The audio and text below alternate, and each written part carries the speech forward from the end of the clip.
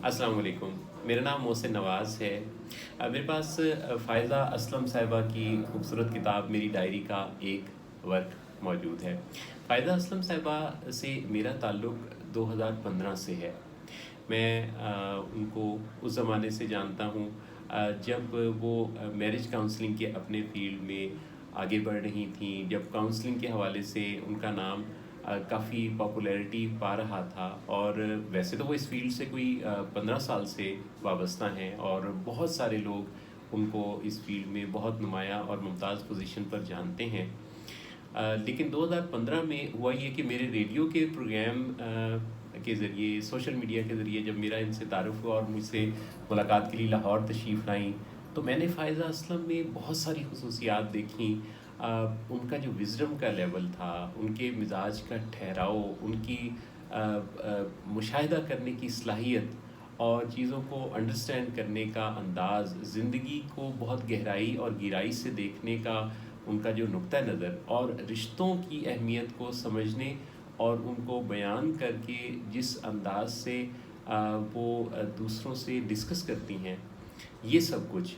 लेकिन यहाँ बात मुकम्मल नहीं होती। बात मुकम्मल होती है यहाँ कि उन्होंने जब सीखना, समझना और फिर उसे डिलीवर करना शुरू किया, तो फिर ये सिलसिला आगे बढ़ता चला गया और बहुत सारे लोगों को उन्होंने अपनी ज़िंदगी में मैनेजमेंट सिखाई, उनको अपनी ज़िंदगी के साथ खुशियों का एक ऐसा दौर उनके साथ जुड़ते देखा और उनको महसूस किया, करवाया, एक्सपीरियंस करवाया, जिसके नतीजा में उन्होंने अपने मुशाहिदात को सोचा कि मैं कलम बंद करूं, ताकि वो लोग जो उन तक बराह रास्त नहीं पहुंच पाते, बराह रास्त उनसे मुलाकात का मौका नहीं जिनको मिलता, वो फिर उन आर्टिकल्स की मदद से इन सब रमूज़ औक़ाफ़ से वाक़फ़ियत भी पाएँ। तो फिर उन्होंने किताब लिखना शुरू की। तो मुझे फ़ायज़ा ने शेयर किया जब वो किताब लिखना शुरू हुई कि उन्होंने कुछ आर्टिकल्स की फ़ॉर्म में अपने मुशाहिदात को, अपने तजुर्बात को, अपने सीखे हुए को कलमबंद करना शुरू किया है।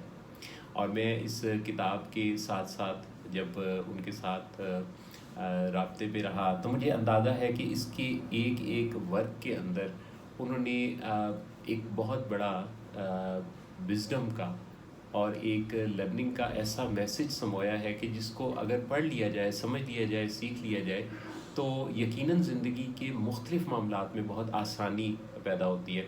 उनकी इस किताब का एक ख़ास अंदाज़ ये भी है कि हर आर्टिकल के अंदर आखिर में एक मश्क है।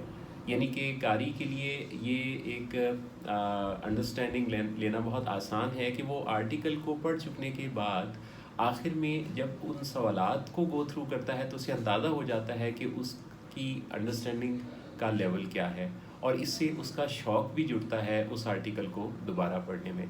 तो मैं बहुत एप्रिशिएट करता हूँ फ़ायज़ा असलम साहिबा के इस काम को, और मैं समझता हूँ कि ये उनकी किताब बीनी और किताब दोस्ती का एक बेहतरीन खूबसूरत अंदाज़ है, और ये आगाज़ है। ये अभी उनकी पहली किताब है और मुझे पूरा यकीन है कि जितना अच्छा उन्होंने लिखा है, वो लिखने के अपने इस सफ़र में आपको, आप तमाम को, मुझे, हम सब को शामिल रखते हुए हम सफ़र बनाएंगी। और किताब से हमारा जो ताल्लुक़ कमज़ोर पड़ता चला जा रहा है, उसको एक नई ज़िंदगी, एक नया दमाम मिलेगा फ़ायज़ा असलम साहिबा के काम से।